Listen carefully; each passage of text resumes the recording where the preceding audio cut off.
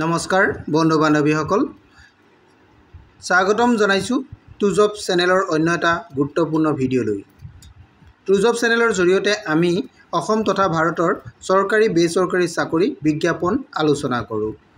আজিও ঠিক তেনেধৰণে অসম চৰকাৰৰ এটা বিশেষ বিজ্ঞাপন লৈ আপোনালোকৰ ওচৰলৈ আহিছোঁ। বিজ্ঞাপনটোৰ সবিশেষ বিতংকৈ জানিবলৈ ভিডিঅ'টো শেষলৈকে চাব। বন্ধু বান্ধৱীসকল, আপুনি যদি আমাৰ চেনেলৰ প্ৰথমবাৰলৈ আহিছে তেন্তে চেনেলটো ছাবস্ক্ৰাইব কৰি দিব। বন্ধু বান্ধৱীসকল, আহক ভিডিঅ'টো। আজি মই যিটো বিজ্ঞাপন লৈ আপোনালোকৰ ওচৰলৈ আহিছোঁ, এই বিজ্ঞাপনটো আসাম এগ্ৰিকালচাৰ ইউনিভাৰ্চিটি যোৰহাটৰ পৰা প্ৰকাশ কৰা হৈছে। আসাম এগ্ৰিকালচাৰ ইউনিভাৰ্চিটিৰ কিছুমান পদ খালী হৈ আছে, সেই পদসমূহ পূৰণৰ কাৰণে বিজ্ঞাপন প্ৰকাশ কৰিছে।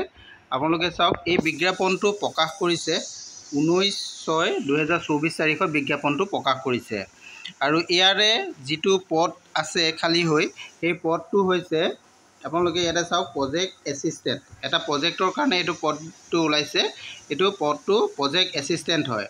আৰু কি প্ৰজেক্টত পদটো ওলাইছে এইটো ইয়াতে আপোনালোকক দিয়া আছে, আপোনালোকে চাই ল'ব পাৰিব। আৰু এই পদটোৰ কাৰণে কোৱালিফিকেশ্যন বেচেলৰ ডিগ্ৰী লাগিব, বেচেলৰ ইন ছায়েন্সৰ হ'ব লাগিব, অৰ্থাৎ BSc কমপ্লিট হ'লে এই পদটোৰ কাৰণে আপোনালোকে যোগ্য হ'ব। আৰু লগতে আপোনালোকৰ কম্পিউটাৰত কাম কৰা এক্সপিৰিয়েঞ্চো ইয়াতে প্ৰয়োজন হ'ব। এইটো বস্তু আপোনালোকে গম পালে। আৰু এই পদটোৰ কাৰণে দৰমহাটো দিয়া হ'ব আপোনালোকক পাৰ মান্থ, সেইটো ফিক্স পে' হ'ব। দৰমহাটো আপোনালোকক 10,000 দিয়া হ'ব পাৰ মান্থ। এইটো দৰমহাটো বুজি পালে। আৰু ইয়াৰ কাৰণে আপোনালোকৰ আবেদনৰ যিটো অন্তিম তাৰিখ, আবেদনৰ অন্তিম তাৰিখটো হ'ব আপোনালোকৰ 8 জুলাই। 8 জুলাই তাৰিখে অন্তিম তাৰিখ হ'ব। গতিকে 8 জুলাই আগতে আপোনালোকে এপ্লাই কৰিব লাগিব। এতিয়া আমি আহোঁ পদটোৰ এইখিনিৰ বিষয়ে জানিলে, আৰু বিশেষ কি আছে আমি এইখিনিৰ বিষয়ে জানি লওঁ আহক।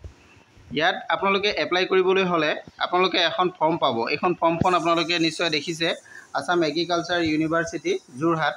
এই যিখন ফৰ্ম আছে এই ফৰ্মখন আপোনালোকে ফিল আপ কৰি জমা দিব লাগিব।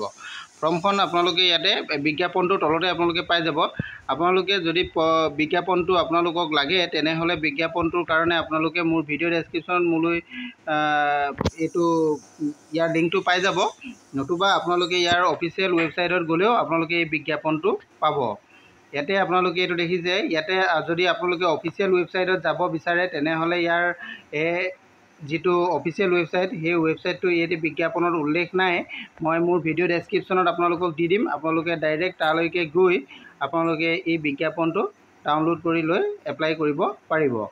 ইয়াতে আপোনালোকে কেনেধৰণে এপ্লাই কৰিব এইখিনি কথা সকলোখিনি আপোনালোকে বিজ্ঞাপনত আপোনালোকে পাবই। ইয়াতে আপোনালোকে দেখিছেই যে এইটো বিজ্ঞাপনটো আপোনালোকৰ ইয়াৰ কাৰণে আহিছে। আৰু এই বিজ্ঞাপনটোৰ কাৰণে আপোনালোকে এপ্লাই কৰিবলৈ হ'লে এই ডকুমেণ্টছটো ক'লৈ চেণ্ড কৰিব লাগিব, ইয়াৰ এড্ৰেছটো আপোনালোকে ইয়াতে পায়ে যাব, ক'লৈ চেণ্ড কৰিব লাগিব বিজ্ঞাপনটোত। আপোনালোকে ইয়াৰ এড্ৰেছটো আপোনালোকে গম পালেই যে আসাম এগ্ৰিকালচাৰ ইউনিভাৰ্চিটি যোৰহাটলৈ পঠাব লাগিব, নতুবা আপোনালোকে ডাইৰেক্ট ইউনিভাৰ্চিটি ড্ৰপ বক্সতো আপোনালোকে ফৰ্ম জমা দিব পাৰিব। এইখিনি কথাই আছিলে। আৰু ইয়াৰ সবিশেষ যদি আপোনালোকে আৰু বিশেষ জানিব বিচাৰে তেনেহ'লে মোৰ ভিডিঅ' শেষত কমেণ্ট কৰিব, মই আপোনালোকক জনাবলৈ চেষ্টা কৰিম। Thank U.